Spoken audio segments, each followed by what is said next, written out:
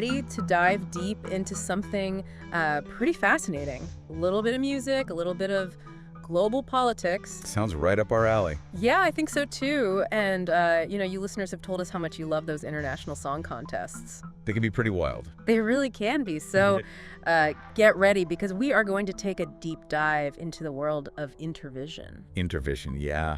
Yeah. It's a pretty interesting story, especially if you think about the history behind it all. Yeah. It was basically like the Soviet Union's answer Oh, really? to Eurovision, Yeah.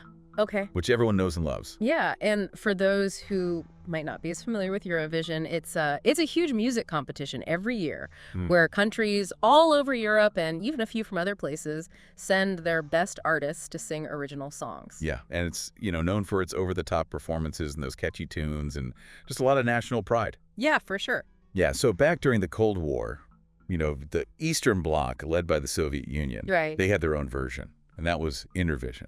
And it ran from 1965 to 1980, mostly with countries that were kind of within the Soviet sphere of influence. So basically, we've got the Iron Curtain up. Tensions are high between the East and the West. Right. And right in the middle of all that, you've got all these countries battling it out on stage with their music. It's kind of fascinating. Yeah, and what's even crazier is that Vladimir Putin has decided to bring it back. Yeah, he has. Yeah. And it's happening this autumn in Moscow. Wow. Which is kind of interesting because, this comes after Russia was banned from Eurovision back in 2022 after they invaded Ukraine. Yeah, that timing can't just be a coincidence, can it? No, I don't think so. It really makes you think, what's Putin's real goal here? Yeah, I think it's definitely a strategic move. Russia has been pretty isolated on the world stage since the war began. Right. And bringing back Intervision, I think, could be seen as them trying to create their own separate cultural sphere. Separate from the West. Yeah, exactly. And maybe even build stronger ties with the countries that haven't, condemned what they did in Ukraine. Yeah, so it's not just about a song contest anymore, is it? Not really, no.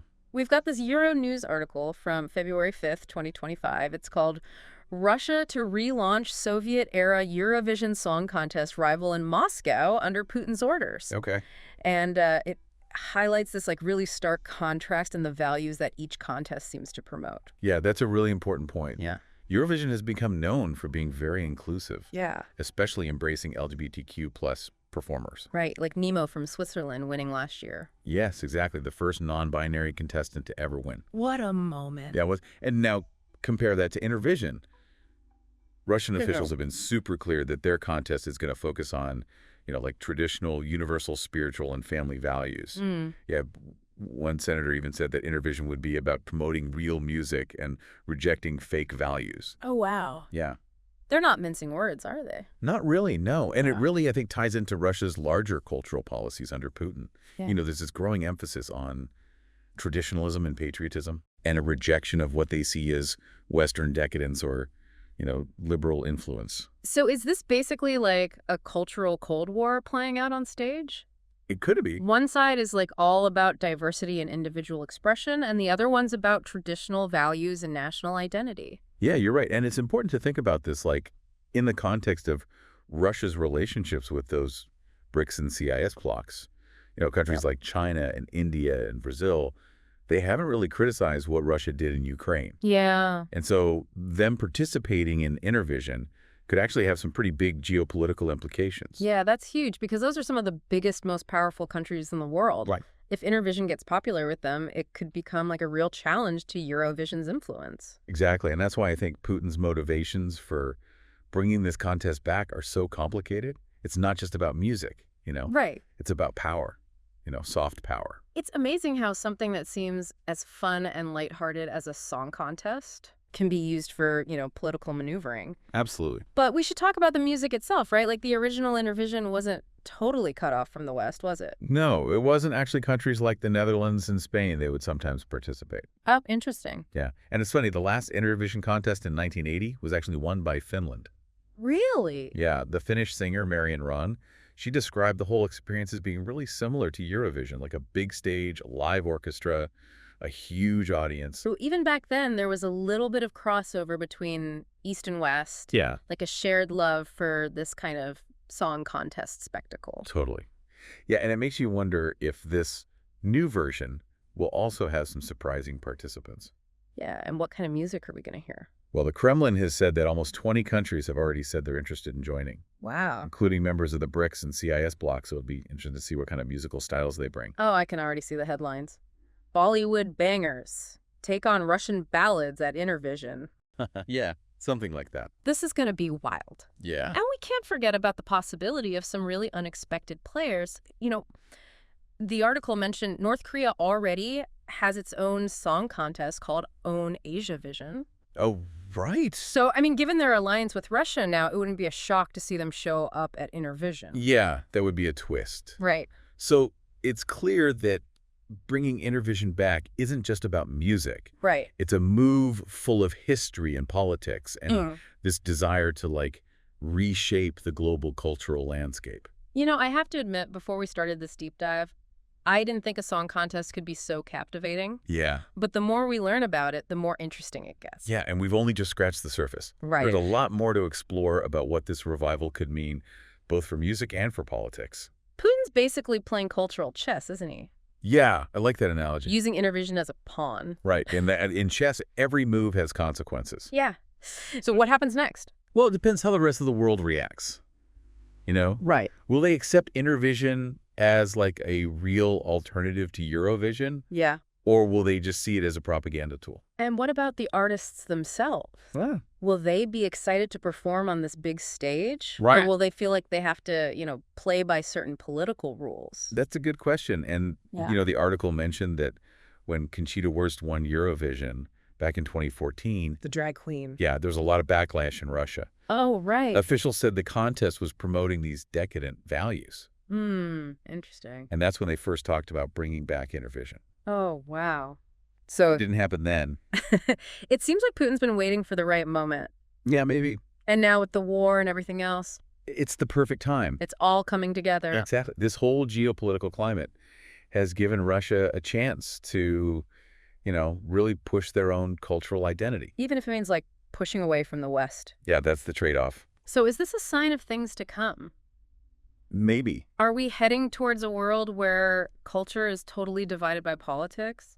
It's possible, but, music also has this power to go beyond borders. Right. It can bring people together. Yeah, I mean, think about how many songs become anthems for whole generations. Exactly. It doesn't matter where you're from or what you believe. Yeah, music can be a force for unity even when everything else is divided. Absolutely. So the question is, will Intervision be used to bring people together or to push them further apart?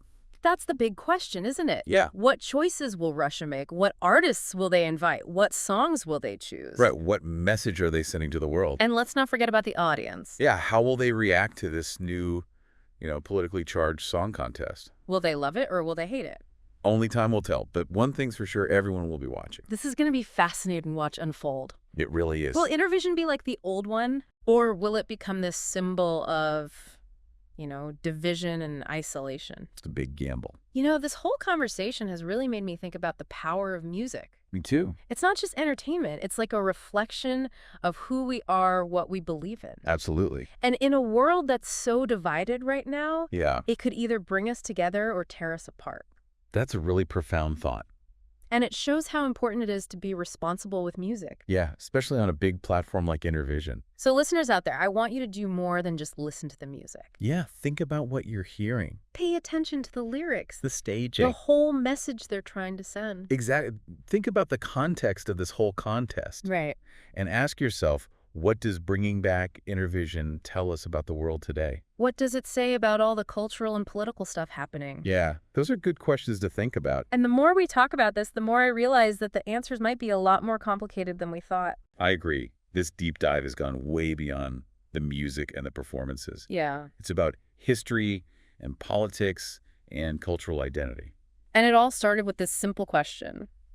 Why is Putin bringing back this old Cold War song contest? Right. We've explored some possible answers, but Who knows what he's really thinking? yeah, it's a mystery that's going to keep unfolding. Absolutely, and that's part of the fun. So listeners, what are your thoughts on all this? Are you excited? Are you skeptical? What do you think about this Intervision revival? Let us know your predictions, your hopes, your fears. This is a conversation we need to keep having. This feels huge, you know? It does. Like we're watching something brand new being born. It's a bold move for sure. And it's all happening at this time when the world is already changing so much. Yeah, a lot of political and cultural shifts going on. Makes you wonder if Intervision is because of those changes or if it's going to cause even more change. That's a really interesting thought. Culture and politics are so connected. Yeah.